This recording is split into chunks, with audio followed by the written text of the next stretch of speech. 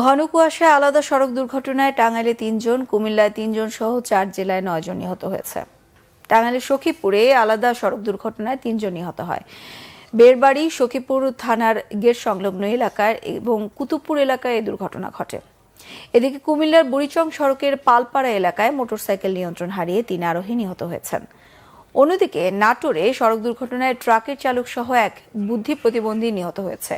আহত হয় ৬ জন।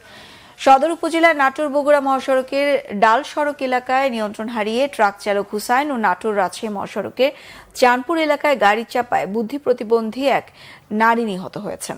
এছাড়া ভোরে ঢাকা মাওয়া এক্সপ্রেসওয়েতে মুন্সিগঞ্জের সিরাজদি খানের কুচিয়ামোড়া ধলেশ্বরী টোল প্লাজা এলাকায় পিকআপ ভ্যান ও প্রাইভেট কারের সংঘর্ষে অজ্ঞাত এক নারী নিহত হন।